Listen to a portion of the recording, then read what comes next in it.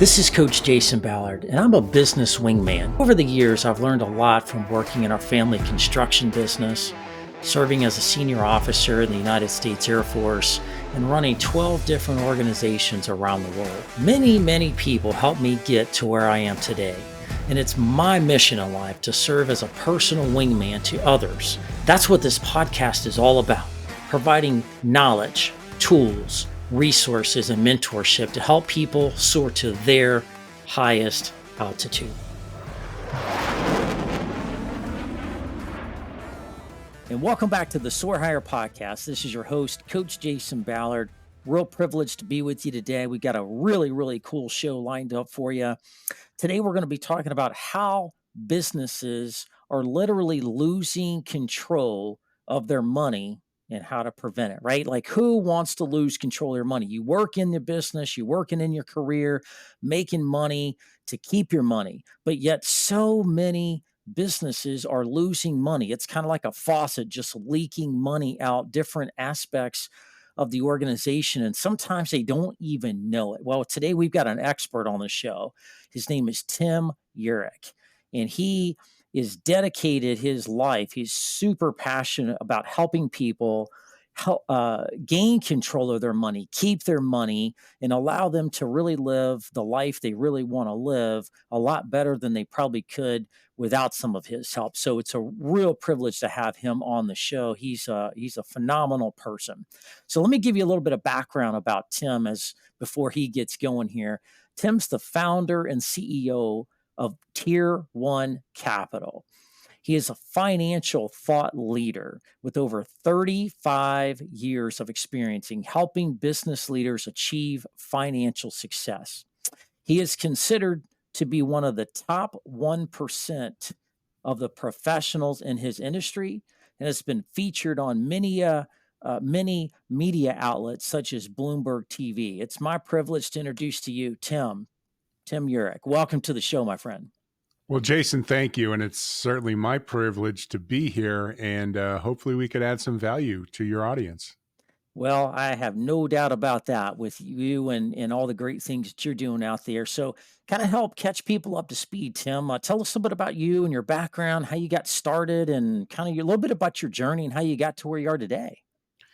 Yeah, so I have a degree in economics, and I wanted to work somehow in financial services. So that basically breaks down to banking, investments, or insurance. And I actually took the insurance route. And the reason I did was because everybody I had spoken to said, insurance is a real relational business, a relationship type business, and you're a relationship type person. So, they all felt that that would be, for me, the best track. And so basically, the other two industries at the time were very transactional. And that just didn't seem to be my cup of tea. Well, anyhow, I was chugging along pretty well. And so I started in 1985, and by 1993 was doing pretty well. And it was at that time, though, that I had this epiphany that all the advice that I was giving people was literally tying their money up. And they were living pay to pay. And I know this because it was happening to me. I was implementing the advice that I was giving people, and I was broke. I had a lot of money on paper. My net worth looked really strong, but there were weeks where I couldn't make my payroll. There were months where I couldn't make my mortgage payment. And it wasn't the lack of income that was screwing me up. It was how I was using my money. And I make an analogy, the financial services industry sells financial products. It's the equivalent of the financial golf club, right? Investment firms manufacture investments, mutual funds, what have you. Banks manufacture loans and savings accounts and CDs. Insurance companies manufacture insurance policies, life insurance and annuities and disability insurance, right? So they're the financial golf clubs that these firms manufacture. And we in the financial services industry get paid to sell the club, to sell the product, right? Hmm. Okay. But nobody's teaching their clients, nobody's teaching the representatives the best way to use that money. So what generally separates me from other advisors is, listen, I get paid to sell the products, but what I give away is the advice on how to use the product. So the best analogy I could make here is to say that, when you sit down with a financial advisor or a representative from the investment world or the insurance world or the banking world, basically they're going to ask you to show them everything you have. And I'm going to paraphrase the conversation. Jason, everything you have stinks. Your golf clubs stink. Come to my pro shop. I'll sell you a new set of golf clubs. Hmm. Does that seem like a way that's client focused? Not by my definition. I Absolutely wouldn't not. be excited about that. Yeah. Our philosophy or our approach is to say, hey, Jason, I don't know whether or not I could help you. But the best way for me to find out is to see how you're using your money. So let's go down to the equivalent of the practice range. Let me see how you're swinging the club. Let me see how you're using your money. Then I could make some tweaks to how you're using your money and perhaps put you in a position to be much better off than what you're on track to do. I have found that approach is much more needed and welcomed by the general public. Yeah, I'd say so. And I love the golf analogies. Oh my gosh, like which golf club do I even need? Do I need all the golf clubs? Do I need just one or two of them? And like when I use the golf clubs, am I using them correctly? Is the decisions I'm making with the golf club the right one?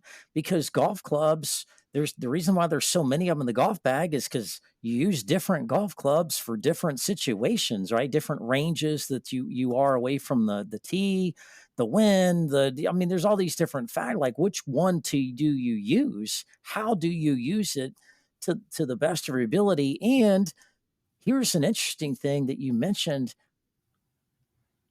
each person engages golf clubs differently. I've gone golfing many, many times with many, many people, and I've seen people go up to the tee box to drive off the box, and they've got a very similar club to me, but they use it completely different. Their stance is different, how they swing it is different, the distance they get out of it is different, like the different tees they use. I mean, I'm looking at them and I'm watching their swing and I'm like, oh my gosh, this thing's going to go off into the woods. And all of a sudden, boink, and they hit that thing and it's a solid shot and it has a nice draw on it. I'm like, how in the heck did they get that shot out of that stance and out of that? It's just, you got to tailor it, figure out what works with you and make that work. And so it sounds like you're tailoring what you do to individuals, their needs, kind of meeting them where they're at, right? Yeah, absolutely. So again, and that's some of the terminology we use, right? We meet people where they are and figure out a way to get them to where they want to be in the most effective and efficient way possible. And it all always starts with let's find out how you're using your money. Because, you know, as I had mentioned to you in the pre-call, everything you're doing financially, you think is moving you forward. Because if you didn't, you wouldn't do it, How would right? not? Yeah, Yeah. So people don't wake up in the morning and say, "Boy, I wonder how I could screw myself up financially today." That right. conversation never happens. But yet, what we find now, we commissioned a research report, and part of that report came back and found that according to Intuit, they did a survey of their customers and found that 61% of business owners worldwide struggle with cash flow issues. Yeah. And 69% of business owners either sleep less or lose sleep due to cash flow concerns. And what I found over the past 38 years is that all of these cash flow issues are self inflicted. Wow. All right, let's break that down. We've got to break that down. You said a lot of powerful things there, right? You talked about how people's money gets tied up into different things, different things, different sets of golf clubs, so to speak, that they can be putting their money into, or at least they think they are. Then you talked about cash flow and things like that. So let's break that down. How do people where does it start happening with cash flow? Like, is it like in year 1? Is it year in 5 with people? Like, what are some of the trends? I mean, you've worked with a lot of people for 30 plus years. Where does the cash flow issue start coming from and why? Yeah, so I would say it's a couple things, right? One is how we're addressing debt. Now, think of this. Let's say you're a doctor or a dentist or a podiatrist, right? So you've gone to college, you've gone to medical school in some way, shape, or form, and you've been going to school for a heck of a long time. And you've been used to being broke all that time. And then all of a sudden, you get your degree, you get your, you hang out your shingle, so to speak, Yeah. and now all of a sudden you're making income, and it's more income than you've ever been used to having. And then you look at your net worth and you see that it's a negative net worth, that you're buried in debt. You have undergraduate debt, you have medical school debt or postgraduate debt. And so what do? You're in a race to get out of debt. So every free dollar that you can get your hands on, you put towards your debt because you want to get out of debt quicker. So you may have graduated and you're 28 years old, from medical school, and then all of a sudden you're like, okay, I want to get out of debt. So you make this goal where you take a 10-year repayment program and you pay it off in 4.5 or 5 years. Well, now you're 33 years old and you worked your way out of debt. And now instead of renting, maybe you're going to buy this huge house because you have the cash flow. So let's just step back from that thought. You were in a race to get out of debt only to get back into debt. Hmm. So here's my question. Have you made any progress? So you went from a position of paying a lot of money for student debt to now trading that student debt for mortgage debt. Now, I would argue that mortgage debt is much better than student debt because at least it's deductible. Yeah, and it's hopefully accruing asset value and market value and all those types of things normally. Exactly. But so I always say every splash, everything you do financially has a ripple, has an effect on what else you can do. So if you're taking all of your free cash and you're paying down your debt, that precludes you from having access to that cash. So you literally went from having money one day and then paying it down on debt and being broke the next day. Hmm. And then you just rinsed and repeated every month. And yeah, because of the amount of income you made, you were able to get out of debt. But then you went right back into debt. So again, are you making any progress? And do you have any access to that money? And the answer is no. So that's one way. The other Okay. way is people take, again, because they're in a race to get out of debt, when they have a mortgage, they're in a race to get out of that mortgage debt. So what do? They start putting extra money on the mortgage. And now all of a sudden they don't have access to that money. Now it's theirs, it's their equity, but it's not theirs for the taking. They have to apply for and get permission from a bank in order to get access to their equity. So they're separated from their money, or they're maxing out their retirement accounts. Hmm. And I mean, that's when you look at having debt and maxing out a retirement account, that right there is a prescription for financial chaos. Okay. All right. So a lot of people have debt. I think our country is one of the biggest countries in the world that struggles with debt the most. Look at what are we at, 31 million or trillion in debt as a nation right now. So a lot of people go into debt. I mean, the cost of education is skyrocketing. People are coming out of colleges these days. If if the current administration hadn't forgiven that debt or paid that debt off, which in many cases is not true, so you're coming out of school with $150,000 in debt. You needed it. Now that helps you open up doors, create opportunities for you with being educated at a higher level. Great. But what's the alternative? Like, do you just sit on the debt? Do you ignore the debt? Like, how you're the way you're talking about it is as if there was a better way other than doing what most people think is right, and that is okay, go to work and make money and pay off the debt and eventually be financially free. What are all the other alternatives? So the alternatives are to start saving as soon as you can and Okay. do it in a way and in a place that the money is accessible, that the money will never stop earning interest for you, even if and when you use it. That's the key. Okay. So it's almost as if your money's in two places at once. So think of it this way: when people borrow, they're paying interest to a bank or a credit company for the privilege of using their money. So what's their alternative? What's the alternative? If you don't want to borrow and you don't want to pay interest, what's the alternative? Go to somebody else or go into your own personal stash or whatever. Yeah. Exactly.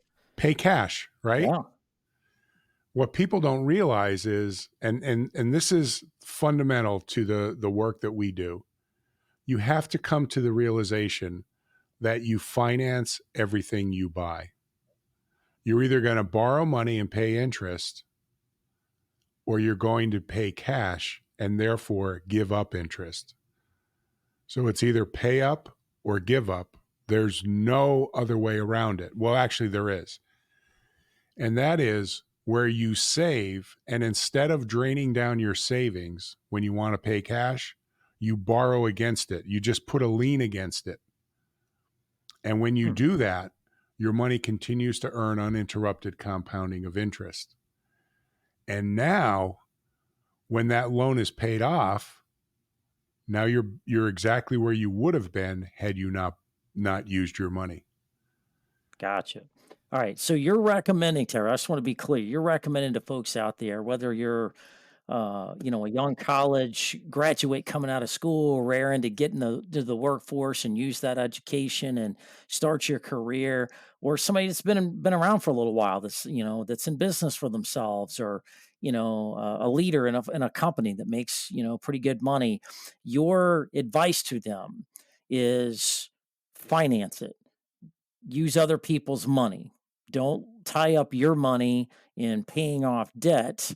So how do you pay off it, like you just keep financing stuff? Eventually you got to pay it. You got to make payments, right?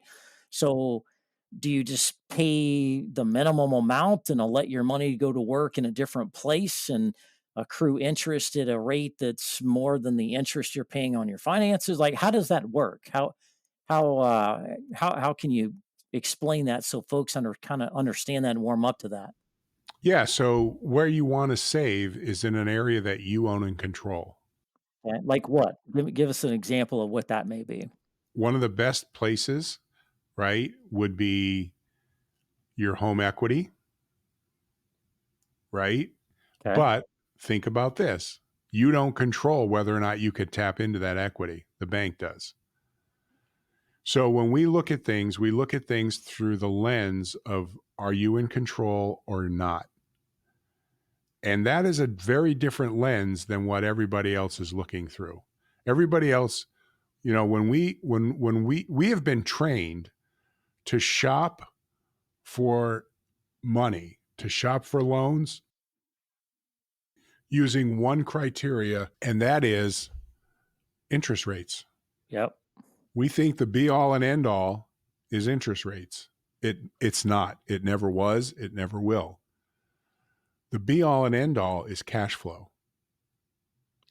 So you want to borrow, you want to save in a place where you could borrow against that money and the money never leaves that place. So one of the best places, we hear from a lot of folks, oh, well, I do that. I borrow on my 401k. Well, you have so many limitations with 401k loans. Some providers only allow you to have a total of 2 loans. You can't borrow more than $50,000. That's a government rule. Or one half of the account value, whichever is less. And what people don't realize is when you pay back a 401k loan, you're paying back with after-tax dollars. So that means you're paying tax twice on the same dollar. In other words, you're paying a loan back with after-tax dollars. And then when you take the money out of that account, eventually for retirement, you're going to pay tax again. So, I mean, nobody wants to pay more in taxes than they have to, but why in the world would you want to pay taxes twice on the same dollar? To me, that just doesn't Wow. make sense. That doesn't. A lot of people do that for whatever reason. They get themselves in a jam or whatever. Um, all right. So I kind of understand on the personal side. What about on the business side? If I'm a business owner and I have, a $10 million business, what are some of the top challenges they face in this same vein? Yeah. So, not so much, well, so certainly the same on the cash flow, but they have other Yep. issues.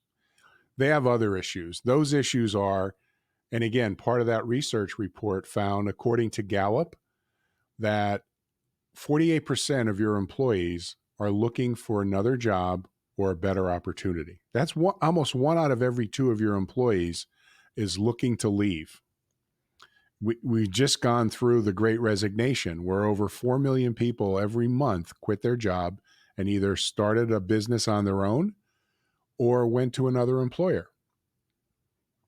So we're all very cognizant of employee turnover. So the question becomes, what are you doing to lock in your key people?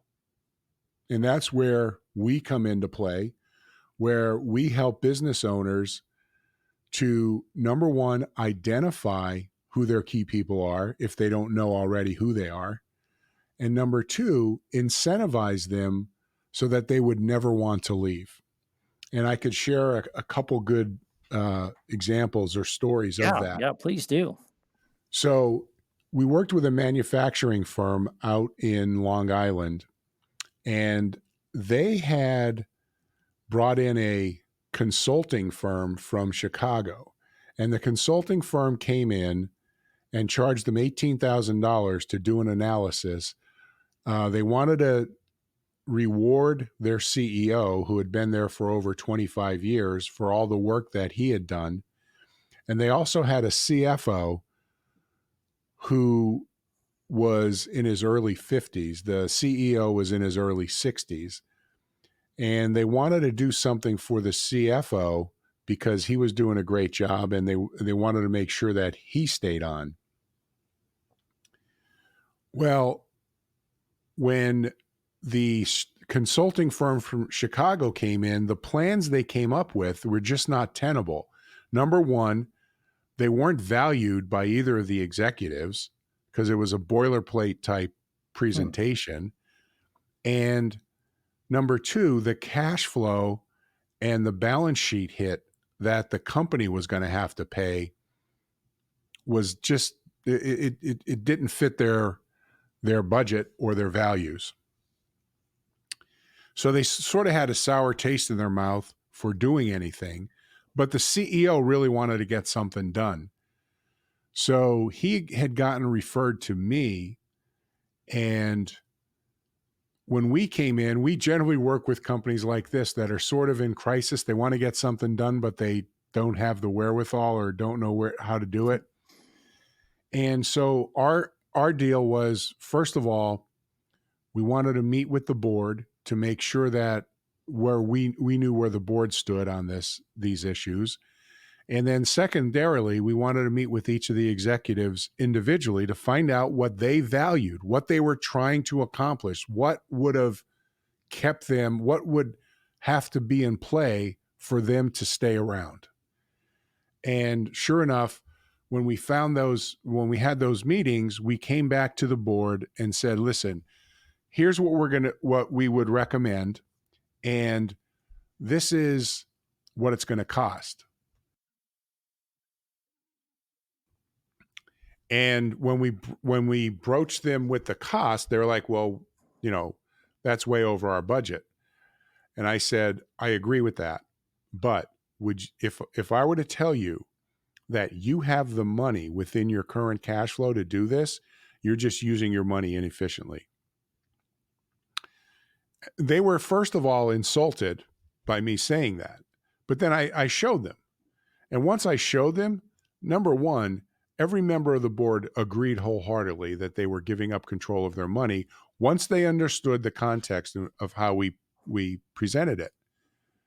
And then they said, okay, well, what's the solution? The solution is to stop doing what you're doing, take that cash flow savings, do it and put it into this vehicle, and this vehicle will allow you to incentivize your CEO and your CFO. And then if you step back from that, Jason, basically what we showed them was a way to afford something they thought was unaffordable, and it didn't have any impact or minimal impact on their cash flow because we found the money within their current cash flow to pay for these solutions. But that's not the big issue. The big issue was when we presented this program to the CFO, he was literally in tears of gratitude because what we did was he had gotten a late start in life. And as I said, he was in his early 50s. And when we presented the plan to him or sat down with him, the biggest issues for him, he had two children, an 8-year-old and a 6-year-old. So in 10 and 12 years, respectively, he was going to have to come up with a significant amount of money to pay for his children to go to college. They didn't have the money put aside, and they didn't see a path clear to how that was going to happen. So the incentive that we put together allowed for distributions every year for each child for 4 years of $60,000 so that he could pay for his children to go to college. And when we presented that to him, like I said, he was in tears. But here's the question. What are the chances of that guy leaving for an extra, if somebody tries to recruit him away for like an extra 20 or 30 or $40,000? He ain't going anywhere. Mm-hmm. And that's, like I said, the value is understanding, having those difficult conversations, but also finding the money to pay for it. And that's where I found, this whole process back in 93 of finding money. I did it for myself because I was maxing out my 401k. I was paying down on my mortgages. So think about the lunacy of this. I had a mortgage that probably at the time was 7.5, 8%. And because I was paying extra on that, I didn't have access to money. So I had credit card bills. And then that was taking more of my cash flow. So, but look at the lunacy. I was paying down 7.5% debt only to rack up 18 and 21% debt. That was not a smart move.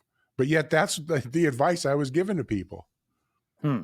Pay down your Wow. mortgage, max out your 401k. Your money's inaccessible. You don't Yeah. control it.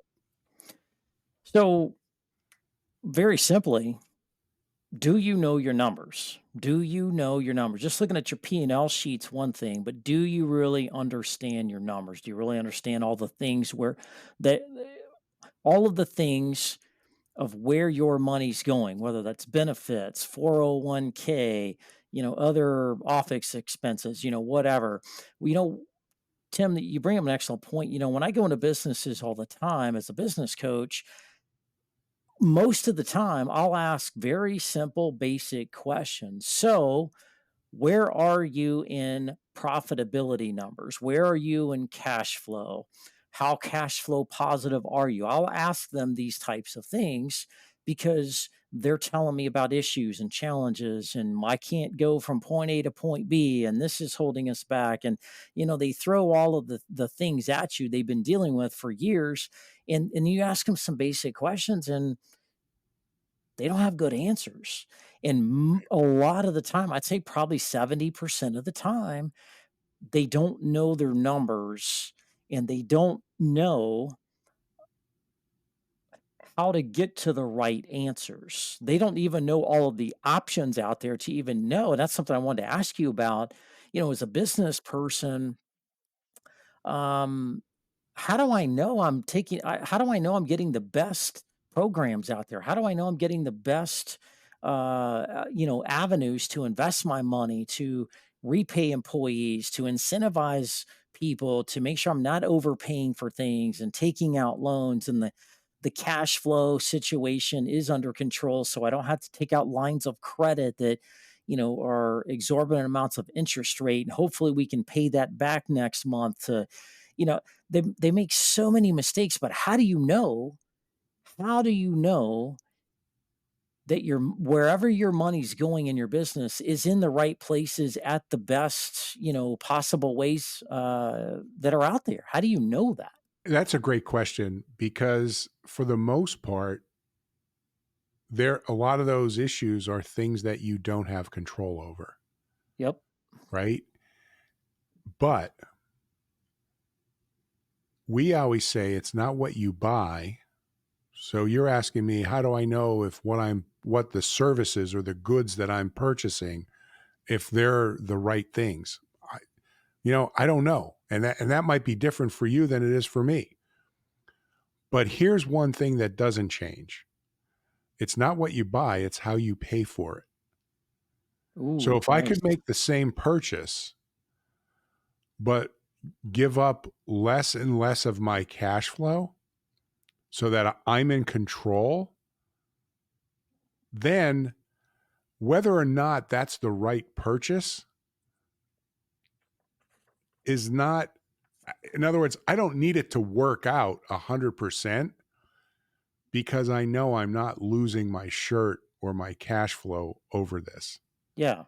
If I can be in control of the repayment process, I'm in control of my life because we always say it's not whoever controls your cash flow controls your life. So if you're in control of the repayment process, you're in control of your life. It's really that simple. And that's one of the things that sort of blows people's minds where they're like, I never thought it could be this way. Well, how do you gain control? Let's talk about that. So we've talked about some of the issues and different ways that people can get themselves in these kind of situations, and different ways to look at their debt and their money, and the money coming in versus the money going out, and where that is, and they have access to it or they don't. How do you control those things? How do you control that cash flow? How do you, if I in my business, or is a person, if I'm, let's say, out of control of that and I'm doing this the old traditional way, what's the first 2, 3 steps to start gaining control? How do I know I have control? Yeah. So again, a great question. So we have a process. Our process is 4 steps. Number 1, we're identifying exactly where you're giving up control of your money. And here's All the right. So thing. clarity. You're going in doing like an audit, Yep. a continuous, maybe yearly audit of where your money's going, where it's at, and that's Yep. obviously you gotta be able to put numbers on the board to know where you're going, right? So, all right, what's the next step? The second step is the hardest step in the process. And remember this, we're going to identify with 100% clarity where you're giving up control of your money. You will agree with me 100% because when we go through, it's not going to be, well, Jason, here's where you're giving up control here, here, and here. It's, Jason, you're giving up control of your money here. And these are all the reasons why you're giving up control. And you'll agree with every one of those reasons. I've never had Hmm, anybody give me pushback on that. Okay. okay. The second step is the hardest step because you literally have to stop what you've been doing for the past 20, 30, 40 years. Ooh, That's the hardest. change, Yes. change, trust in the That change, trust in the that's process. absolutely. Wow. And people don't like change. And think about this. Nobody wants to be told that they've been screwing up for, whatever, 10, 15, 20 years, 30 years, right? Yeah. And that's not our intent. Our intent isn't to say, hey, everything you're doing is wrong and these are the right things to do. You're telling us what you're doing, and we're saying, well, you're not in control of that process. Yeah. And listen, if you, for the most part, most of the people we come to us in crisis where they've Hmm. got an issue, they don't have the cash flow, and they want to solve the issue, right? So that manufacturing firm, they wanted to provide incentives for their CEO and CFO. They didn't have the cash flow. They didn't think any plans that were brought to them were not tenable for them. And we showed them A, better alternatives, but B, we found the cash flow. So it had minimal or no impact on their current cash flow. Um, So this is about being informed, right? yep. So Robert Kiyosaki defines people in 2 ways, which I love some of his principles he uses, using other people's money, very similar to some of the things you're talking about. Um, there are 2 types of people in the world. There are the informed people, and then there are the uninformed. So you can be making informed good decisions at some point and maybe paying off your debt, maybe putting your money in some good places, but it may not be the best place. It may not be best suited for you. And in the financial world, insurance world, the banking world, and like just the world all around us, things change all the time. The dynamics of everything in our economy changes so frequently. So you got to be engaged with this all the time and stay connected to guys like you that are informed about the broader aspects because you're an expert in this space. Most business leaders, most people in the world are not financial experts that have training and certifications and things in that. So you inform them, then you kind of enlighten them, they're educated, the light bulbs go on like, "Oh my gosh, there actually is a better way." Then what do you do with them? So then the third step, so the first step is we identify. Second step, you stop doing it. Third step is save in an area that you own and control. And then the fourth step, as you're building this pile of cash, is to eventually borrow from yourself and pay interest back to yourself. And Jason, if you step back from this process, the first and second step, we identify where you're giving up control, you stop doing it. Right off the bat, you have access to more of your cash flow. Second, the third step is to save it. So now you're building, not only do you have control of that cash flow, but now you're building it, and you're building it in a place where you own and control so that you could access or borrow against that money to make, to grow your business, to make major capital purchases, to send your children to college or to buy a car or go on vacation, what have you. And then if you're making the payments back to that account that you own and control, your money never leaves your control. You found money you didn't think you had. You stopped literally giving it away. You started to save it, and now you're borrowing against it to make purchases. Now, not only does your money stay under your control, but the cash flow that you use to finance things that you otherwise would have either paid cash or financed through a bank, now you're the bank and you're building that money and you're in control of the debt repayment. That's, again, that's the control. So here's what I would say. When you look at things through the lens of being in control, all of your decisions become much more clear. You're making decisions with the greatest amount of clarity because it's simple. If I do this, will I be in control of my money? No. If I do this, will I be in control of the repayment process? No. Who is? Well, the bank or the finance company or the credit company. Okay. But if I do this, am I in control of my money? Yes. Am I in control of the repayment process? Yes. Well, then that's what I want to do because I want to be in control. Well, control is everything, and there are a lot of business people out there that are in control, right? They're in control of everything that needs to be approved through them. They are in control of, their priorities and what they want to do when they want to do. Some people control things too much and micromanage. That's not exact. While those things are not healthy, you need to be in control, but be able to allow other people around you to have the control they need to execute the things in their business, right?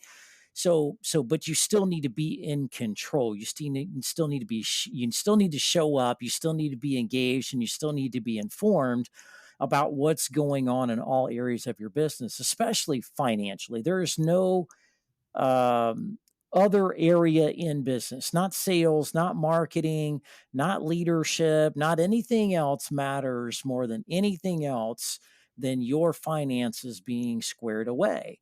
And most people that are listening to this show, most people in the world are not experts at finances. They know they can understand a P&L, they can understand a balance sheet enough, but it goes deeper than that.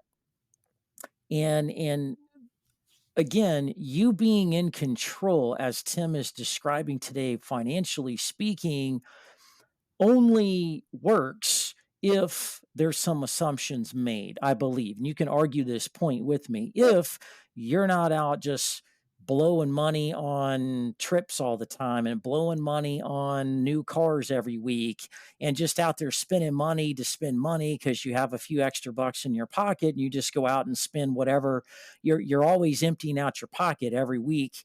That's not going to help you, I don't think. Is it, Tim? I mean, assuming you are prudent with your money and you're doing basically the right things. Yeah, it's nice to splurge and take a vacation here and there and, you know, you know, um, pay yourself for your hard work from time to time. But if you're not blowing money and going beyond your budget, limits of what you have personally and in your business, assuming those things, you can absolutely leverage money that's out there in a lot of different ways, a lot better that keeps control of that. It kind of reminds me of some conversations I've had with people in the Bitcoin space, right?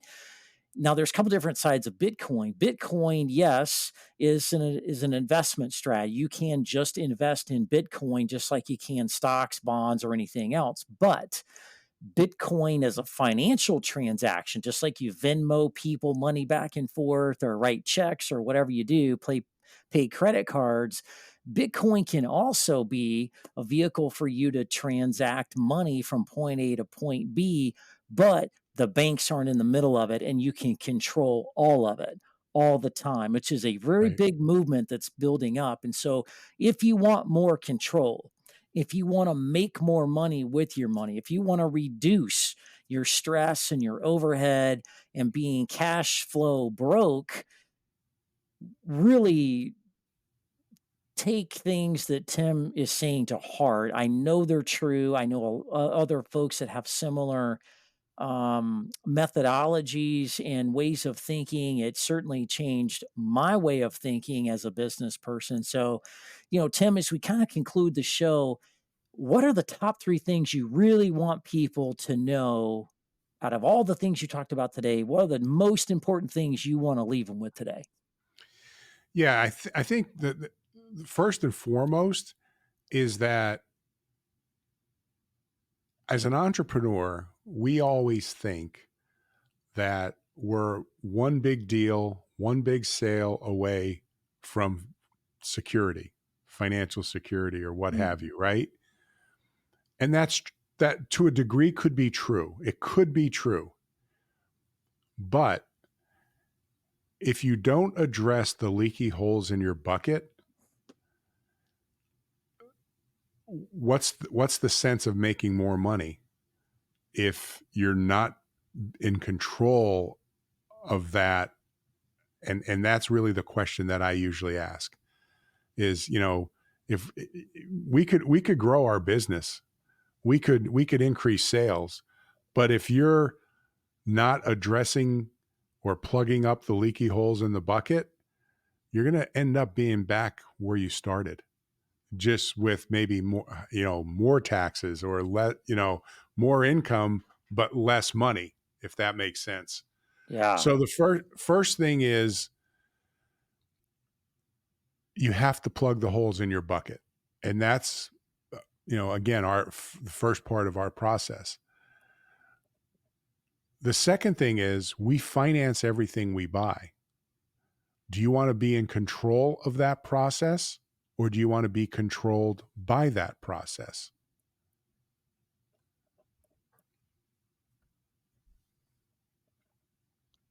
Very And then nice. and really the third issue is this may not make a huge difference for you, but we can show you how just cleaning up or plugging these holes in this bucket could create hundreds of thousands, if not millions of dollars for the next generation. And that to me is really where the rubber meets the road. And, you know, I want to share a story. I worked with this one guy. He came to us in the summer of 2019, and he was referred to me by a very good, longtime dear friend of his. And the friend said, you got to see him. He makes good money, but he may not be utilizing his money efficiently. So when I called the guy, he agreed to see me on the strength of the guy who referred me. But he said, "Hey, I just want to tell you, I have two financial advisors and a CPA. I meet with my CPA on a monthly basis." And he said, if there was anything that I should be aware of, these guys are really well informed. I'm sure they would have told me about it. So, I said, well, nobody has the market cornered on good ideas. The worst thing that's going to happen is if we spend a half hour together, I'll come out with a new friend and you'll come out with a new friend, and we just made friends. And he said, yeah, that's reasonable. Well, when I sat down with him, Jason, and I was, asking him a little bit about what he's doing, how he's doing things. And he seemed like he was set up pretty good. He had almost $1 million at the time. He was in his early 40s in a retirement account. He owned a business that had four locations at the time. He owned the real estate on all of those locations. And he, for the most part, was in really good shape.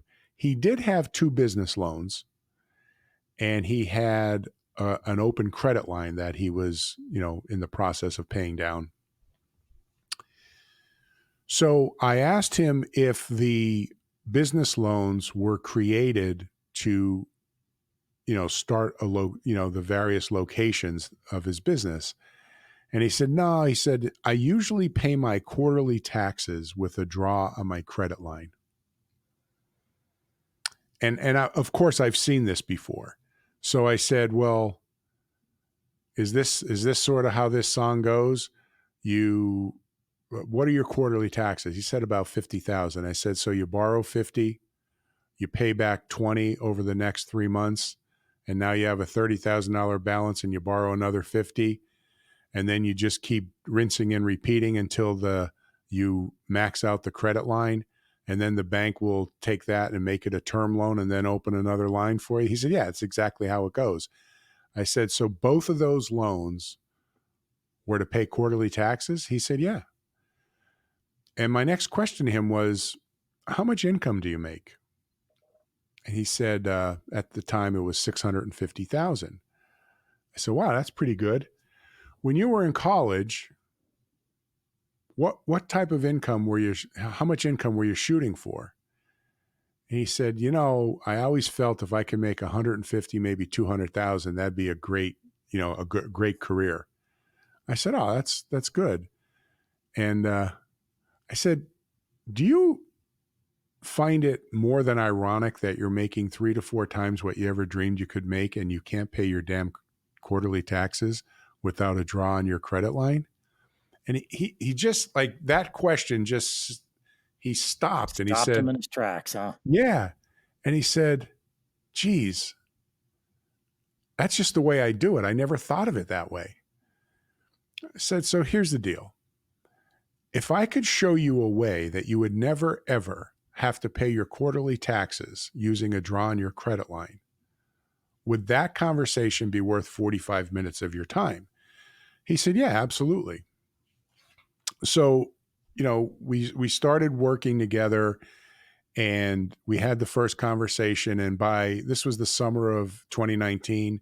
By October of 2019, we put a plan together where we had identified where he was giving up control. He stopped doing it. He started saving it in the areas recommended. And in July of 2020, now this is about 9 months after he had started this plan that we put him on, he texted me.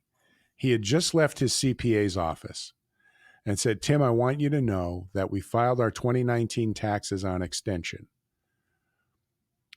I had enough money set aside to pay my 2019 tax obligation, but better yet, we have enough money set aside to pay our September quarterly, our January quarterly, and what we estimate we might owe in April for 2020. Thanks so much for all you do for me and my family. Now, think about the transformation there, Jason. That's a nice story, isn't it? That's a great story. Thank you for sharing that. Well, here's the deal. It's so much better because in December of 2022, I met with him and his CPA in my office at 7:00 on a Friday morning. And we were going over his whole situation. He had now added 3 more locations to his business. So he now has 7 locations. Each location is its own separate company. And because of the principles that I had taught him, he's now focused on being in control of his money.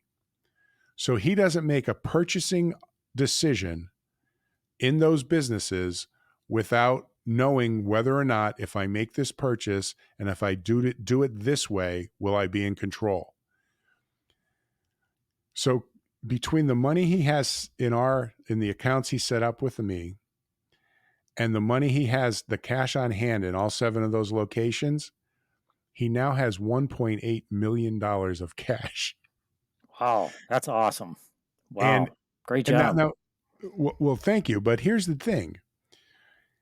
And I always underscore this whenever we meet, and we meet on a monthly basis now. He always had the wherewithal or the ability to have that amount of cash on hand.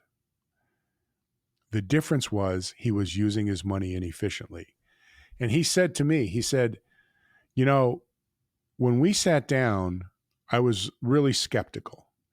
And he said, I couldn't believe that people would think, he said, like most people look at me and they think I'm successful. I said, I never thought you weren't. But what I do know is most business owners aren't using their money efficiently. And just on the few things you had told me, I knew for a fact that I could add to your bottom line. He said, you should really charge people for the work you do up front, because that has been invaluable to me. But how I work is we give away, we're the identifying stage, we give that away. And all we ask is when we make a recommendation on where to put the money, you do that business with us. That's how we get paid. Nice. And Got it. he had no problem doing that, but he said, what I have with you, I have twice that because of the principles you had taught me outside of those. I said, Wow. that's fine. Moral of So the story here for the folks that are listening, everybody, I don't care who you are, where you are, how rich you are, how poor you are, it doesn't matter. Everybody has blind spots. You only know what you think you know. And there's always more to this world than what you think you know. And so always be open to learning, always be open to having conversations with different people that may just be able to teach you some things that allow you to save $1.8 million, like this gentleman in this story here, which is phenomenal. Surround yourself with people in different facets of life that are different, that do different things than you, that are really good at what they do, passionate about what they do, like Tim, clearly passionate about what he does, and really help. They can really help you help yourself really live the life you really want to live, and that quality of life that you deserve, and you're out there working hard to get. So Tim, man, great. Appreciate you being on the show. You've been just awesome. Just such great information to help people. My goodness, we just kind of hit the tops of the mountains here with some of this great information. If people want to learn more, they want to connect with you, want to understand more about what you do, and have a kind of a deep dive with you in that identity phase. How do they connect with you? Tell us how they to connect with you. yeah, so they could go to www.tier1capital.com, and that's TIER, the digit 1, CAPITAL.com. They can, there's tons of free content there. We also have a YouTube channel. We also have a podcast called Control Your Cash. But for your listeners, if they go to www.tier1capital.com/gift, there we have a free guide. It's called the 6 critical questions you should ask when looking for help with succession and executive benefit planning, because that's what we do. Yeah. And Awesome. but what we do is, what our secret sauce is, that we help you find the money within your current cash flow to fund those solutions. Got it. Man, that's awesome. And thanks for the free gift and shout out. So, folks, connect with Tim. Really good guy, really knows his stuff. He's helped a lot of people across the world. He can certainly help you. Feel free to reach out to him. So, that's it for today's show. Another great show. We got another one in store for you next week. We're going to be talking about the future. We're kind of in the final quarter of 2023, kind of taking a peek at 2024. This is the time of year when people start thinking about how to wrap up 2023 as best as possible and how to launch 2024. What does even success look like next year as we kind of roll through the holidays and start a whole new year? What's bigger? What's better? We're going to break that down and have a complete package for you to plan that out adequately so you can really take things to the next level next year. You don't want to miss that. That's it for today's show. Hope everybody has a great week.